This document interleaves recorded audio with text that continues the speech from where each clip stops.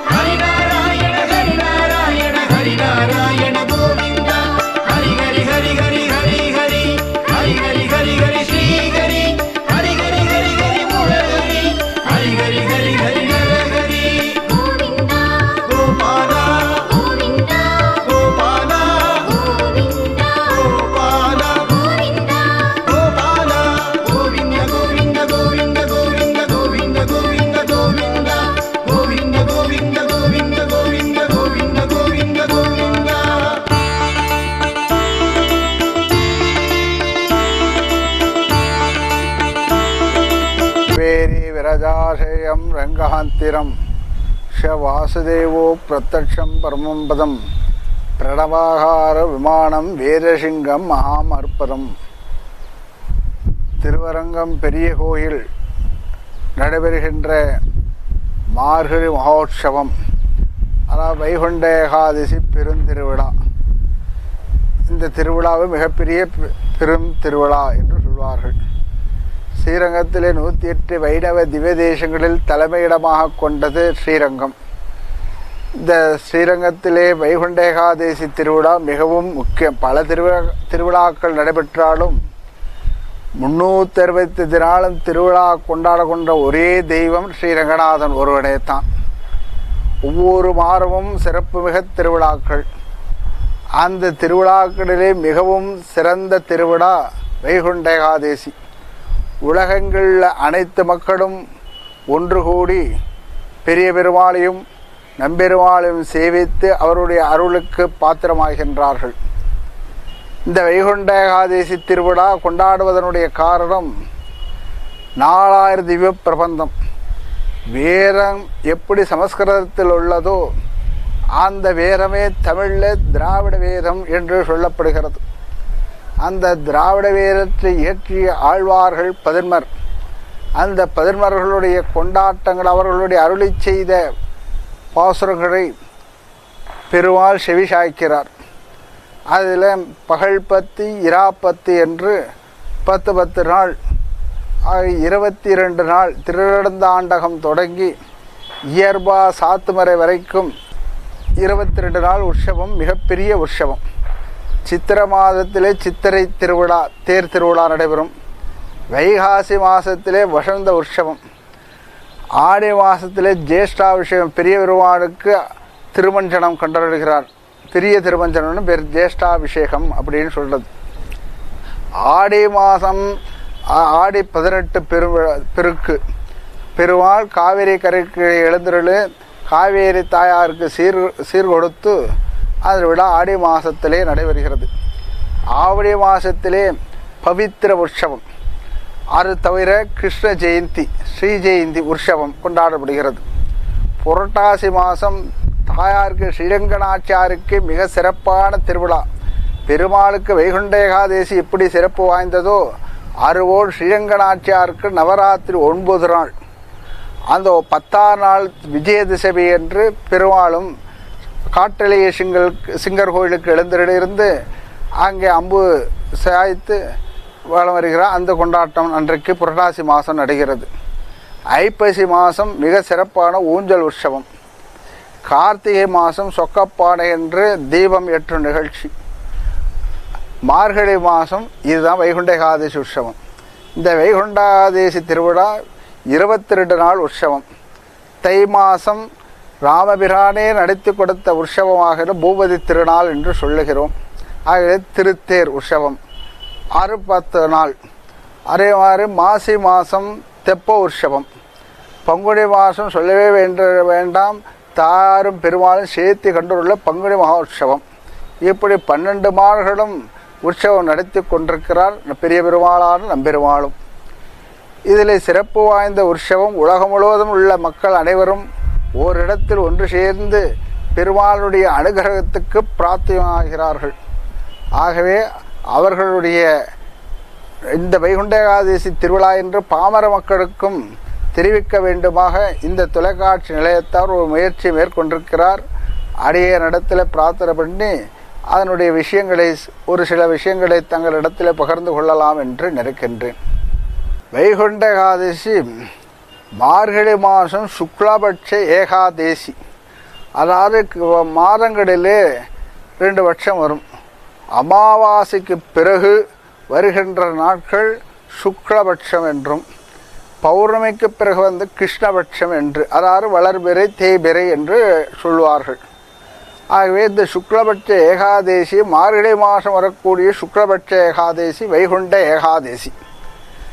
அந்த வைகுண்ட ஏகாதேசியிலே ஒரு காலத்திலே நாலாயிர திவ்ய பிரபந்தம் ஆழ்வார்கள் அருளி செய்த 4000 திவ்ய பிரபந்தம், அதிலே நம்மாழ்வார் அருளி செய்த திருவாய்மொழி, அந்த ராப்பத்து திருநாளுக்கு திருவாய்மொழி திருநாள் என்று பெயர். ஆரம்ப காலத்திலே திருவாய்மொழி திருநாள் மட்டுமே தான் நடைபெற்றது.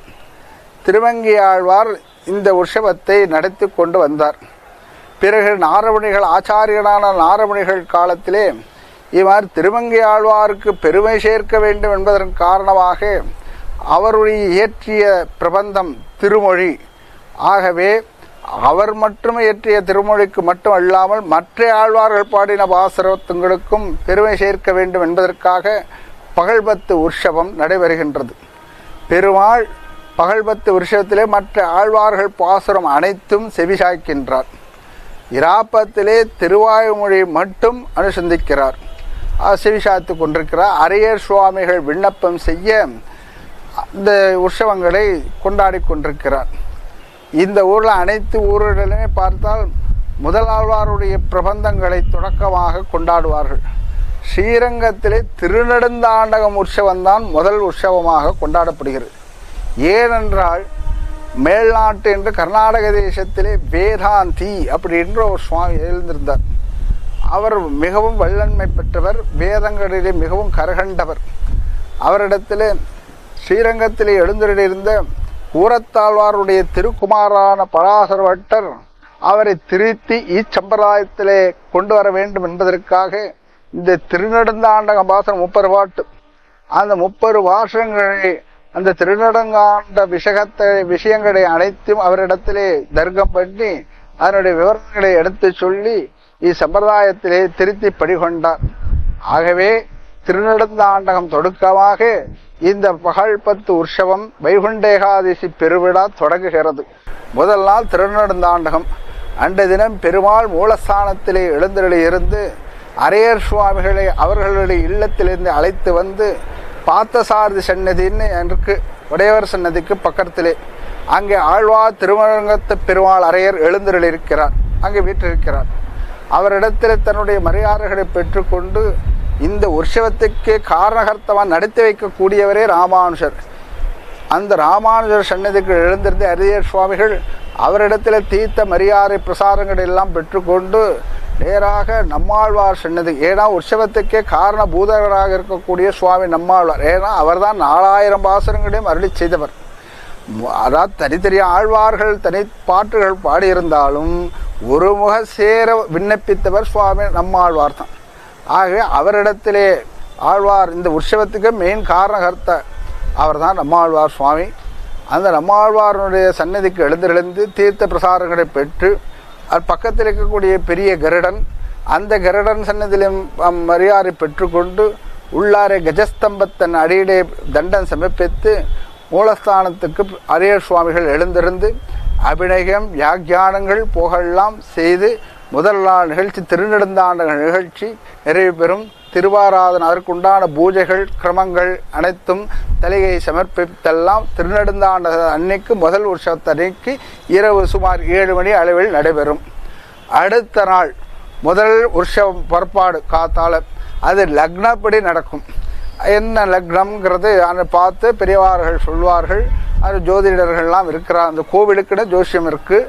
அவர்கள் பார்த்து அந்த லக்னத்தை செய்து பார்த்து சொல்லி 6 மணியே பெருமாள் ஒரு காலத்தில் 7 மணிக்காகவும் 5:30 மணிக்காகவும் அந்த லக்னம் எப்படி இருக்கோ அந்த நாள் குறித்து அதுக்கு ஏற்ற மாதிரி நேரங்களை குறித்து 7 மணி 6:30 மணி 6 மணி 5:30 மணி கூட நடக்கும் ஒரு சில சமயங்களில். அதுக்கு அடுத்த நாளாக அந்த பெருமாள் மூலஸ்தானத்திலிருந்து காலையிலே 6 மணி 7 மணிக்கு இந்த ஆண்டு 7 மணிக்கு பற்பாடுன்னு வச்சுட்டு இருக்கா. அதனால் 7 மணிக்கு பற்பாடாகி அங்கே பெருமாள் அன்னைக்கு ரத்ன ஆபரணங்களை எல்லாம் அணிந்து கொண்டு திருப்பல்லாண்டு தொடக்கி அந்த 200 பாசம் ஒரு நாளைக்கு 200 பாசம் வீதம் செவி சாய்ப்பார் நம்பெருமாள். அர்ஜுன மண்டலத்தில் எழுந்தருளி இருந்து அதுக்கு பல வாத்தியங்கள்லாம் உண்டு. இப்போ ஒரு சில வாத்தியங்கள் தான் வச்சுட்டு இருக்கா. முன்னாடி அந்தந்த பெருமாள் எந்த பீடத்தில் எழுகிறார்கள் என்பதை அந்த வாத்தியத்தை பார்த்து நாம் கண்டுபிடிச்சுடலாம், இந்த இடத்துல பெருமாள் இருக்கார் அப்படிங்கிறது. ஆகவே அந்த பெருமாள் இந்த வைகுண்ட ஏகாதசி உற்சவத்திலே தான் பல வாத்தியங்கள் வாசிப்பார்கள். இயல் இசை நாடகம் இந்த 3 முப்பெரும் விழாவாக இந்த விழா கொண்டாடப்படுகிறது. இயலாக பாசரங்கள் செய்விப்பது, இசையாக அரையர் சுவாமிகள் தன்னுடைய தாளம் மூலமாக வெளிப்படுத்துவது இசை என்றும், நாடகம் என்று அந்த அரையர் சுவாமிகளே அந்தந்த பாசரத்துக்கு குறிப்பிட்ட பாசரங்களுக்கு சுவாமி மணவாள மாமுனிகள் சொன்னபோது அந்த வியாக்கியானங்கள் அவர் அளித்த வியாக்கியானங்களிலே தம்பிராம்படி வியாக்கியானம் என்று அதற்கு சொல்வார்கள். அந்த வியாக்கியானத்தை எல்லாம் அரையர் சுவாமிகள் வாசிப்பார்கள். அதற்கு ஏற்றார் போல் அந்த பாசரத்துக்கு ஏற்றார் போல் அபிநயங்கள் செய்து காட்டுவார்கள். ஆகவே இயல் இசை நாடகம் 3க்கும் பெருமை சேர்த்தது திருவரங்கம்தான் முதலிலே. ஆகவே இந்த தமிழுக்கே ஏற்ற ஒரு நிகழ்ச்சியாக இந்த 22 நாள் நிகழ்ச்சி நடைபெறுகின்றது. அதிலே குறிப்பாக ஒவ்வொரு நாளும் பெருமாள் 200 பாட்டும் முதல் நாள் பெருமாள் பெரியாழ்வாருடைய திருப்பல்லாண்டு தொடக்கமாக அவருடைய ஒரு 200 வாசகங்களை செவி சாய்க்கிறார். 2ஆம் நாள் திரும்பி மீச்சம் இருக்கக்கூடிய 200 வாசகங்களை கண்டறிகிறார். 3ஆம் நாளும் அதிலேயும் மிச்சம் இருக்கிற வாசகங்களிலே கண்டறிகிறார். 3ஆம் நாள் திருப்பொழிந்த பெரியாழ்வாருடைய திருமொழி கடைசி பாசரமான சென்னியோங்கு பாசரத்தை திருப்பொழிந்த சேவடியன் சென்னிக்குன்ற மாதிரி அங்கே அரையர் சுவாமிகள் ஸ்ரீஷடாரி சடகோபம் என்று சொல்வது அன்றைக்கு சடகோபம் சாதித்தது 3ஆம் நாள் மிக சிறப்பு வாய்ந்தது. ஆகவே அரையர் சுவாமி கையாடு திருக்கைகாலே சடாரி சார்ப்பதாக 3ஆம் நாள் நிகழ்ச்சி நடக்கிறது. 4ஆம் நாள் திரும்பி 200 மிச்சம் இருக்கிற பாசரங்களை எல்லாம் திருப்பாவை முதலான பாசரங்களை செவி சாய்க்கிறார். 5ஆம் நாள் நிகழ்ச்சியிலே அரையர் சுவாமியில் 2 அரையர் சேவை அன்னைக்கு உண்டு. அந்த 2 அரையர் சேவையில திருமாலை பாசரம் 4ஆம் நாள் அரையர் சேமிச்சில் கம்சவதம் அப்படின்னு சொல்கிறது அன்னைக்கு அதை செவி சாய்க்கிறார். அதுக்கப்புறமா 5ஆம் திருநாளுக்கு திருமாலை திருவரங்கநாதனை பற்றி தொடர்புடைய ஆழ்வார் அருளி செய்த திருமாலை பாசனத்தில் அரையர் திருவாராதனம் அதாவது பூஜை அப்படின்னு சொல்வது அது நாடக ரூபத்தில் நடத்தி காட்டுவார்கள். 5ஆம் நாள் திருமாலை. 6ஆம் நாள் நிகழ்ச்சியிலே சாதாரண எப்பயும் போல 200 பாசனம். 4ஆம் நாள் நிகழ்ச்சியிலே கம்சவதம் அப்படின்னு 2வது அரிசி மத்தியானம் நடைபெறும். 5ஆம் நாளுக்கு திருமாலை பாசனம். 7ஆம் நாள் திருமொழி ஆரம்பம். திருமங்கி ஆழ்வாருடைய பாசரத்தை அன்றைக்கு தான் ஆரம்பிக்கிறார்கள். 6ஆம் நாள் அதே திருமொழியினுடைய மிச்ச பாசரங்கள். 7ஆம் திருநாளுக்கு வாமன வதம் அதாவது வாமனனுடைய விவரங்களை தெரிவிப்பார்கள். 8ஆம் நாள் அமிர்த வதனம். 9ஆம் நாள் முத்துக்குறி. 10ஆம் நாள் ராவணவதம். இப்படி பகல் 10லே 10 நாள் நிகழ்ச்சி நடைபெறுகிறது. 2வது அரிய சேவை முதல் அரிய சேவை என்று முதல் அரிய சேவை பாசரங்கள் மற்ற இந்த நாடகங்களை நடத்தி காட்டுகிறார்கள். அப்படின்னு இந்த 10ஆம் நாள் உற்சவம் அன்னைக்கு பெருமாள் மோகினி அலங்காரம். ஒரு காலத்தில் ராவணவதம் ஆன பிறகுதான் மோகினி அலங்காரம் இருந்தது. அது ஒரு சில காரணங்கள்னால காலங்களே காற்றாலே மூலஸ்தானத்தில் அன்றைக்கு வெள்ளி தொழிகணத்திலே பெருமாள் எழுந்துள்ளார். பாக்கி அனைத்து நாளும் தங்க தொழிக்கணும். அன்றைக்கு மட்டும் காலையிலே வெள்ளி தொழிக்கணும். அதாவது பெருமாள் தங்க தோழிக்கணம் தங்க பிள்ளாக்கு மார்கழி மாதம் தங்க தோழிக்கணத்தில் தான் எழுந்துருவார். அதே போல் ஐப்பசி மாதம் உற்சவம் அனைத்திலுமே காலையில் நடக்கக்கூடிய பிற்பாடு அனைத்துக்கும் தங்க தொழிக்கணம் தான். மாலையில் நடைபெறும் நிகழ்ச்சிக்குத்தான் வெள்ளி தொழிக்கணம். அது மாதிரி இந்த உற்சவத்தில் 9 நாளுக்கும் பெருமாள் தங்க தொழிக்கணத்தில் காலையில் எழுந்துருவார். 10ஆம் நாள் நிகழ்ச்சி அன்றைக்கு மட்டும் இந்த மோனி அலங்காரம் பண்ணிக்கிறதுனால காத்தாலேயே வெள்ளி தொழிகணத்தில் பெருமாள் எழுந்து ராவணவாதம் கண்டருள பிறகு பெருமாள் ஆரியபடால் வெளியிலே மணல் வெளி சுற்று பிரகாரம் அனைத்து மக்களுக்கும் சேவை சாதிக்க வேண்டும் என்பதற்காக மோனி அலங்காரத்தோடு எழுந்திருக்கிறார். 11ஆம் நிகழ்ச்சி தான் வைகுண்ட ஏகாதசி. இந்த வைகுண்ட ஏகாதசி எதற்கு அப்படின்னு என்றால் அது மிகப்பெரிய நாடக ரூபத்திலே பெருமாள் காட்டுகிறார்.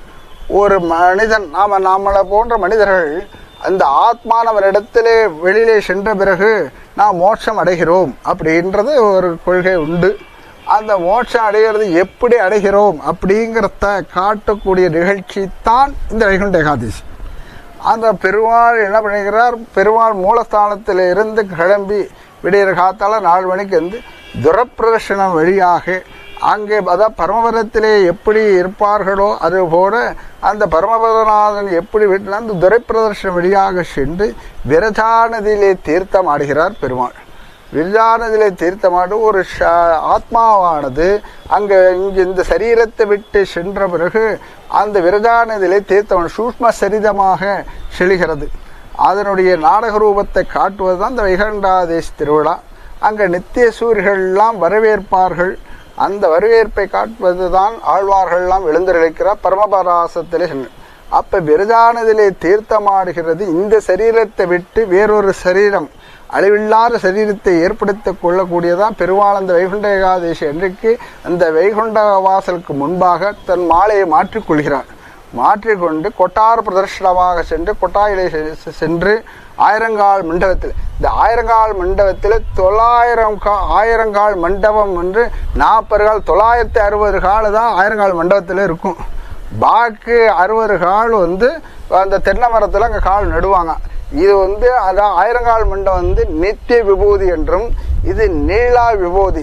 நித்திய விபூதி என்றைக்கு நித்தியமாக இருக்கும், நீளா விபூதிங்கிறது அழிவு இருக்கும். ஆகவே தான் ஒரு காலத்திலே அதை சேர்ந்தாப்புல ஒட்டி புள்ளான்ற ஒரு முயற்சி ஏற்பட்டது. அதுக்கு இந்த ஊரில் உள்ள பெரியோர்கள் அனைத்தும் அது பண்ணக்கூடாது, இது லீலா விபூதி, அது நித்திய விபூதி, அந்த கிரமத்தை காட்ட வேண்டுவதற்காக 40 தென்னங்கால் இன்றைக்கு நடுறாங்க. அதனால் 960 கால் தான் அங்கே இருக்கும். இந்த 40 தென்னங்கால் இது லீலா விபூதியாக ஏற்படுத்தியிருக்கிறது. அதை கொட்டாய் அங்கே தான் பந்தல் போட்டுருவான். அந்த பந்தலில் பெருமாள் எழுந்து மக்கள் அனைவருக்கும் சேவை சாதித்து அதிலே 7ஆம் திருநாள் அன்னைக்கு சுவாமி நம்மாழ்வாருக்கு கைத்தலை சேவை பெருமாள் காட்சி கொடுக்கிறார். சுவாமி நம்மாழ்வார் பராங்குஷ நாயகியாக வீட்டிருந்து அவரும் நாச்சியார் திருக்கோள மாதிரி நாயகி பாவத்தில் அன்னைக்கு பெருமாளுக்கு நம்மாழ்வாருக்கு அலங்காரம் மோனி அலங்காரம் மாதிரி அலங்காரம் பண்ணி பெருமாள் அவருக்கு கங்குளும் புகழ் இந்த ஸ்ரீரங்கநாதனுக்கு மிக சிறந்த பாசுரமாக பாடிய நம்மாழ்வாருடைய திருப்பாசுரம் இந்த கங்குளும் புகழும் பாசுரம். அன்றைக்கு பெருமாள் இரண்யவதம் கண்டுகின்றார். அந்த இரண்யவதத்திலே செய்து அங்கு ஒரு அரையசேவை 2வது அரையசேவை உண்டு.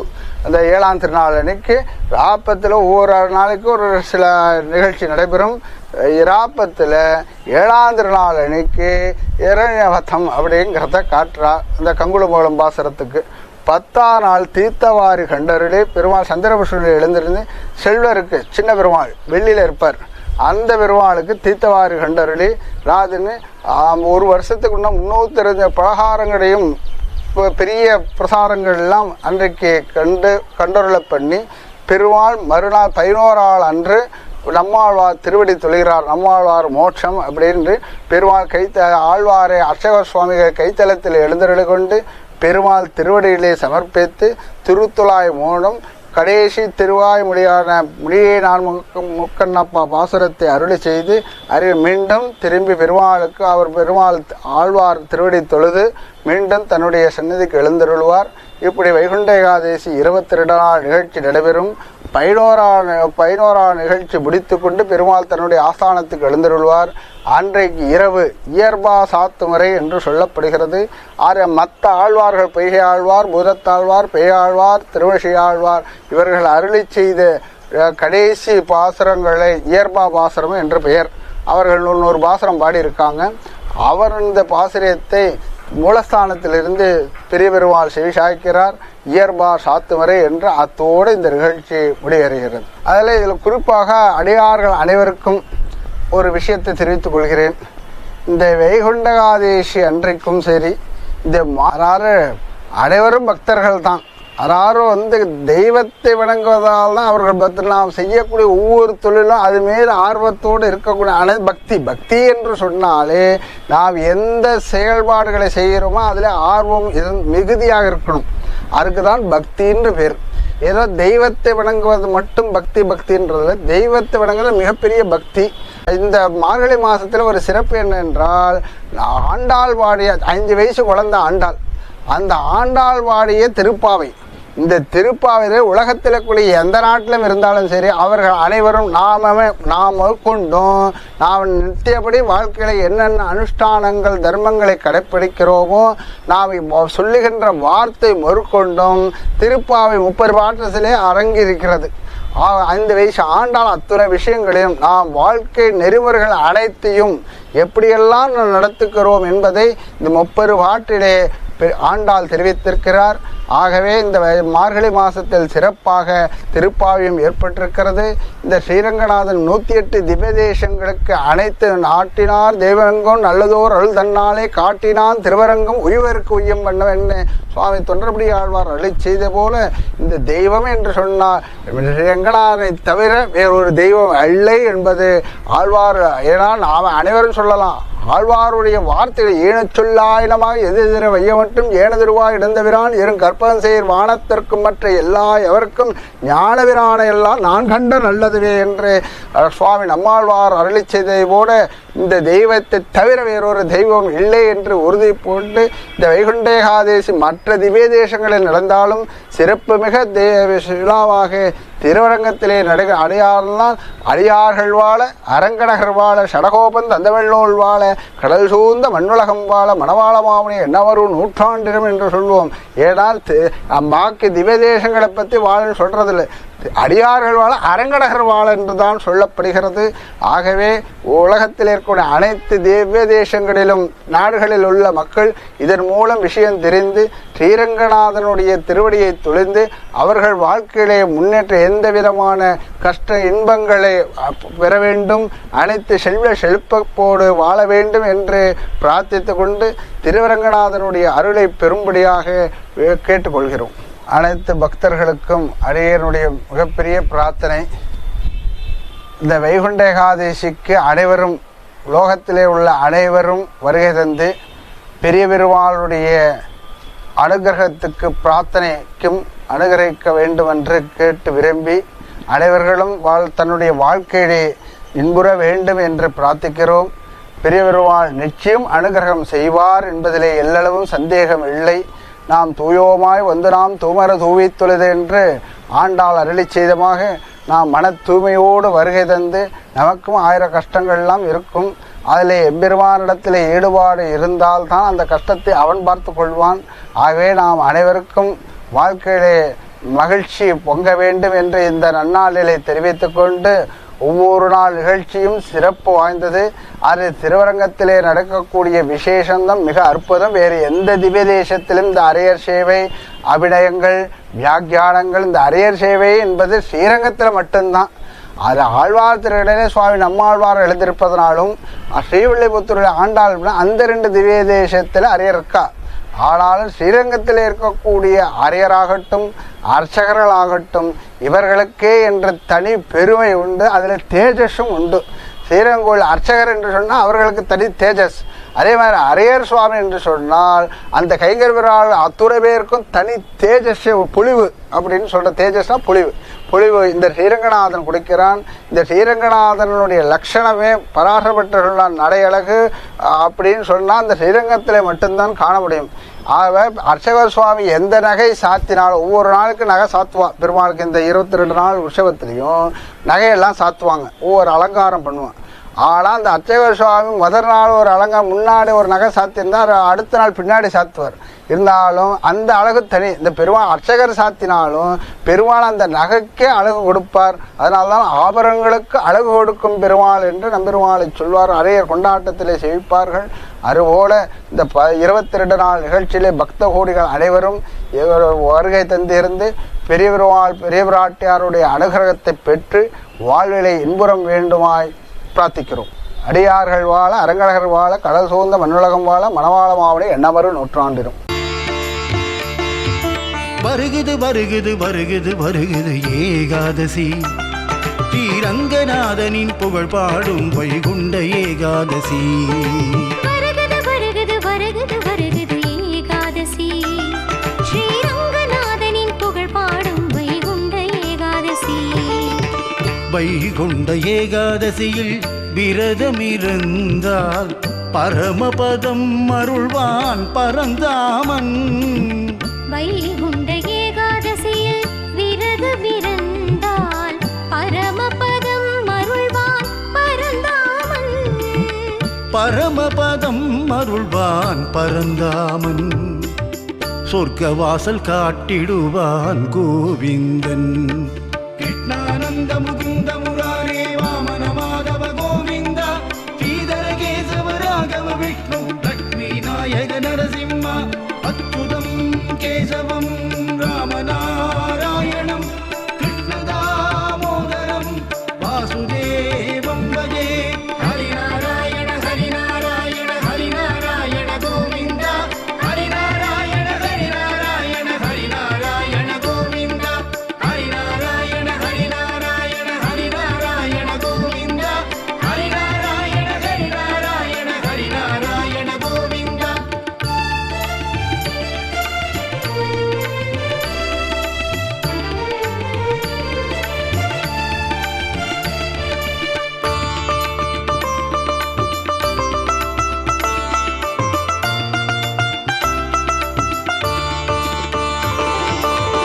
மும்மூர்த்திகள் போல கீர்த்தனம் பாடிடவே இசை ஞானம் தருவாயே ஜகத்காரணா.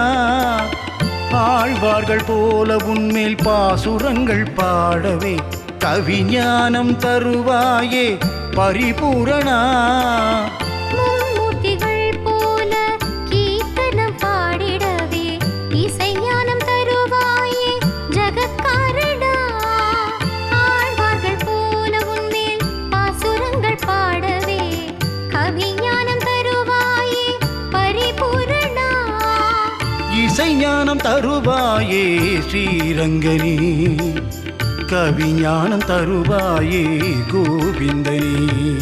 ஹரிநாராயண ஹரிநாராயண ஹரிநாராயண கோவிந்த, ஹரிநாராயண ஹரிநாராயண ஹரிநாராயண கோவிந்த, ஹரிநாராயண ஹரிநாராயண ஹரிநாராயண கோவிந்த, ஹரிநாராயண ஹரிநாராயண ஹரிநாராயண கோவிந்த.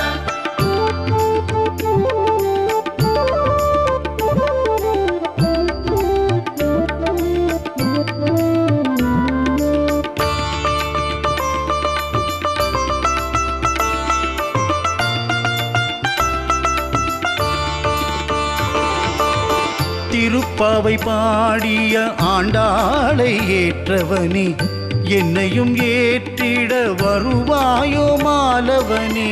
திருப்பாவை பாடிய ஆண்டாளை ஏற்றவனே, என்னையும் ஏற்றிட வருவாயோ மாலவனே. சாரங்கமேந்திடும் சாரங்கதாரியே, சுதர்சன சக்கரமேந்தும் சக்கரதாரியே. சாரங்கம் தனை ஏந்தும் சாரங்கதாரியே, சுதர்சன சக்கரமேந்தும் ஸ்ரீ சக்கரதாரியே. ஹரிநாராயண ஹரிநாராயண ஹரிநாராயண கோவிந்த, ஹரிநாராயண ஹரிநாராயண ஹரிநாராயண கோவிந்த, ஹரிநாராயண ஹரிநாராயண ஹரிநாராயண கோவிந்த, ஹரிநாராயண ஹரிநாராயண ஹரிநாராயண கோவிந்த.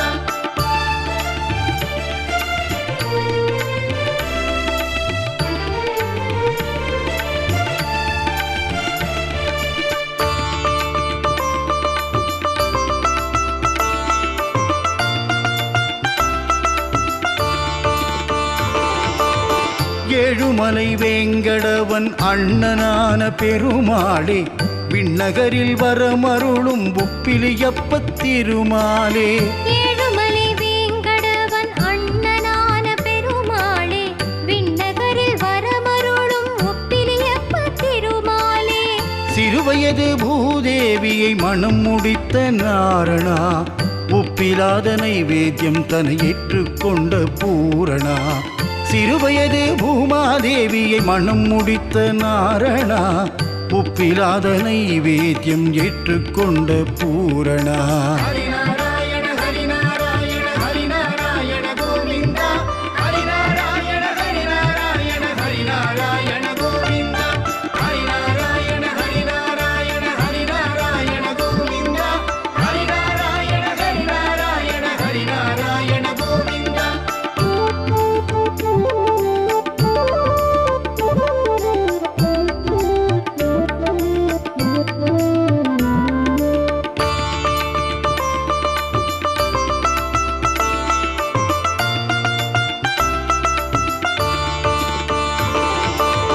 அல்லிக்கேணி பெருமாளின் ஏகாதசி தரிசனம் திருவடி பணிந்தார்க்கு சாரதியின் கரிசனம் அல்லிக்கேணி பெருமாளின் ஏகாதசி தரிசனம் திருவடி பணிந்தார்க்கு சாரதியின் கரிசனம் பூலோக வைகுண்டம் ஸ்ரீரங்கநாதமே சொர்க்கவாசல் தரிசனம் பேரின்ப மோட்சமே பூலோக வைகுண்டம் ஸ்ரீரங்கநாதமே சொர்க்கவாசல் தரிசனம் பேரின்ப மோட்சமே புலம் தரும் செல்லும் தந்திருமற்றுமடியார் படுதுயராயின எல்லாம் நிலந்தரம் செய்யும்